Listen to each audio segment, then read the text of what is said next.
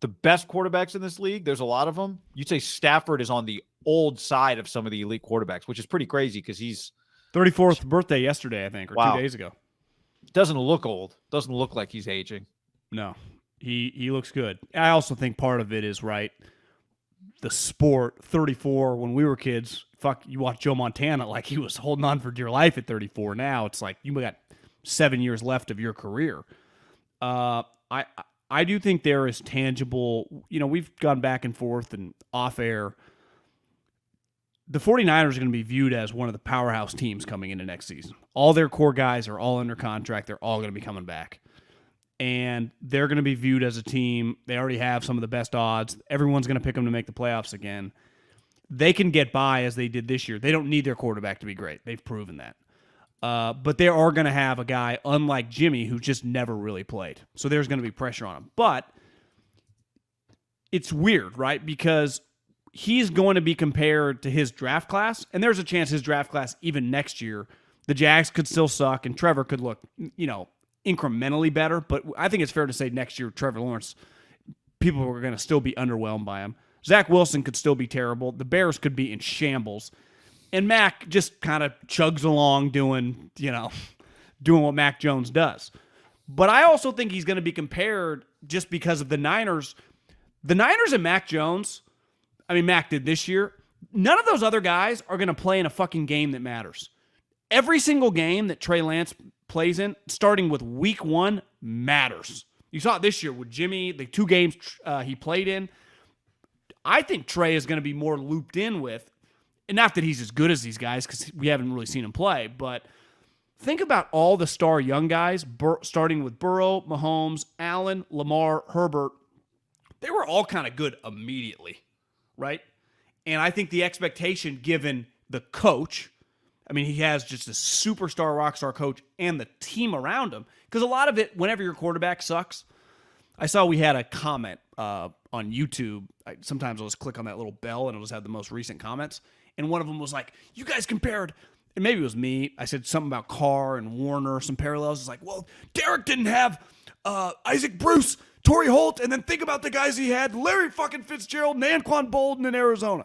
So if you ever want to argue against good quarterbacks, you always be like, yeah, Montana played with Taylor and Rice. It's like, yeah, he did. That's all sweet quarterbacks usually play with other sweet players. It can't be argued that this guy is sliding into a team that has Deebo Samuel, George Kittle.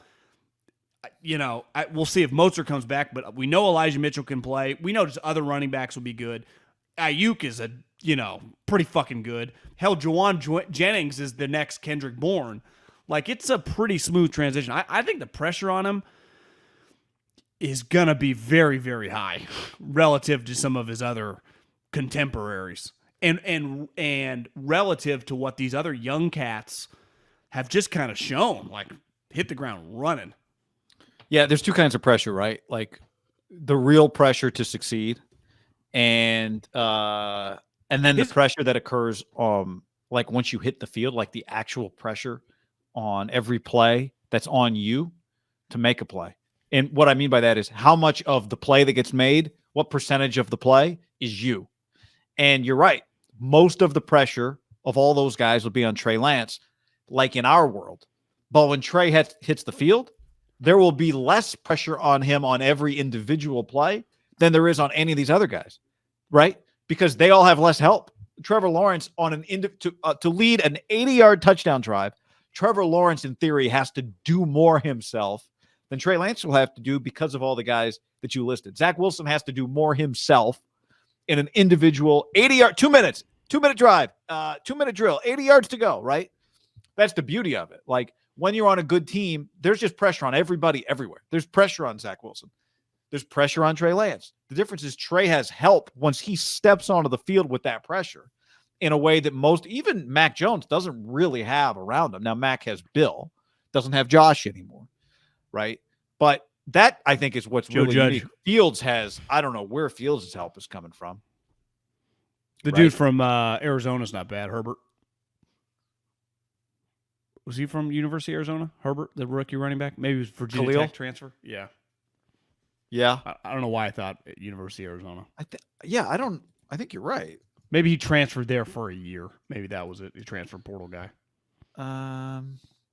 Played at Kansas from 6 to 19, but I think you're right. I thought he finished at Arizona. Oh, Virginia Tech. I don't know. There was another Herbert. I don't know why I thought that.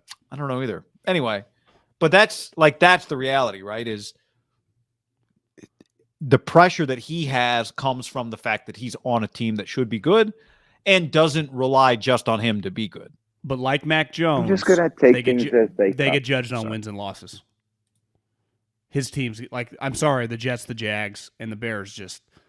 I'm not saying that they're fans and the markets don't want them to win, but I think we're all going to acknowledge they're all going to not be very good. Where Trey Lance is taking over for a flawed quarterback, but when that guy started, they just won more games than they lost. And ultimately, I think where Matt Stafford got a lot of credit is clearly he had some flaws, and we'll see if he's just turned the corner and next year he's only like a 7-pick guy. Like, he's not going to have the longer stretches. But when you put Matt Stafford on a really good team, you're going to the playoffs. You know that's a fact now, right? He played on a couple good teams in Detroit, and they went to the playoffs. He played by far on his best team, and they're in the Super Bowl, right? They're in the Super Bowl. And I also think it's a little – I've seen that this is the lowest seeds ever in a Super Bowl, right? It was both are 4 seeds. To me, the Bengals are a true 4 seed. The Rams, I mean, they won 12 games. And I know we got the extra game now, but I think it speaks more. Well, they would have won 12 games. Yeah, I guess they would have played the Niners earlier than week 18. But the NFC was, had 4 teams that were all were powerhouses, right? In the regular season. Now, the Cowboys were clearly kind of a flawed powerhouse because they were taking advantage of their division. But you have 4 teams that win 12 games and one wins 13. It was clearly more top heavy than the AFC. Yeah, I think the Rams were, from the beginning of the year, a clear Tier 1 Super Bowl contender. That's what they were. The Bengals were not even a Tier 2 Super Bowl contender at times. No, yeah. But the Rams were always for them. Now, they hit a little stretch, right, where they lost going into that. What did they lose? Did they lose? They didn't lose 4 in a row, did they? No, they lost a couple primetime games. Remember, they lost the Niners. They lost that Titans game Sunday night when Stafford threw his Wentz pick to remember the guy had the pick 6? They just had a stretch where I think people were hesitant to pick. They lost 3 in a row because of Stafford had 6 turnovers in that stretch. And to me, that's the only question with Matt Stafford is if he doesn't turn over the ball, you're beating potentially any team. Which he led the league in picks this year. Matt Stafford? Sneakily, yeah. No, Trevor Lawrence didn't he? How many interceptions did Trevor have? Stafford had 17. Maybe Trevor Lawrence was 17 too. Did they tie? It's all about what else you taketh and giveth. Yeah, they tied 17 picks. 17's a lot. 17's a lot. So but, he's not having 7 now. Trevor Lawrence threw 12 touchdowns. Matthew Stafford threw, what would you guess, 38? 39. Yeah, 41. 41 touchdown passes. Yeah, my expectation, I think we'll look back in. But I think one thing with Trey is his team, this is now kind of the rival / if Russell doesn't leave, that's also a rival.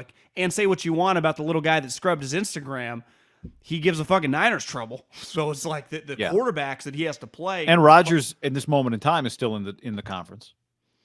Niners don't play them next year, though, right? No, they don't. So, but they do play the Broncos. There's a chance that they get Rodgers, Herbert, and Mahomes.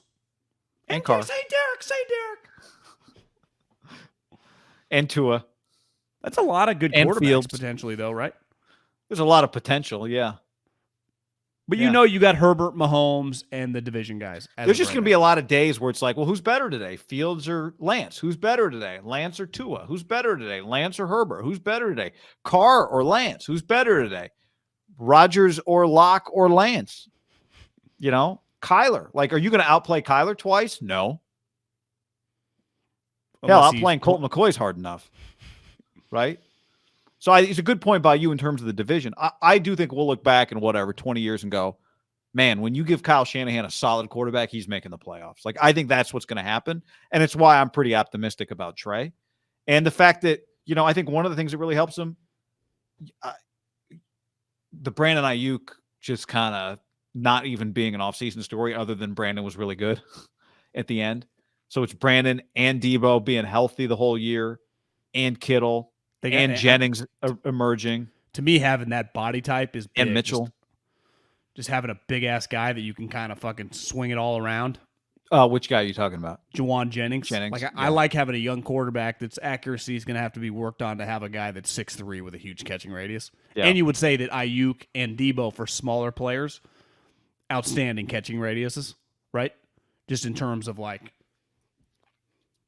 I was a big catch radius guy as a scout. Like that to me matters because most quarterbacks are not going to be Joe Montana accuracy-wise. They are just going to, like Jimmy is much closer to, Jimmy is the norm. Jimmy is the majority of guys, right? You even watch like Herbert, some of the Mahomes, like they kind of spread it around. Not everyone's whoop. Most stronger arm guys, you would say, can be a little all over them. Like the reason Peyton Manning or Phillip Rivers, they didn't have a choice. They had to be pinpoint. Trey, you can just tell he's gonna spray it a little bit. But if you got guys with good catching radiuses, I mean, look at Stafford. I would say that their team, Cooper Kupp, obviously now Odell, when Higbee's in there, that's one thing he's sprayed around a little bit. Yeah, I think the thing with Jimmy, it really stands out because you don't get the downfield shots also. They don't exist.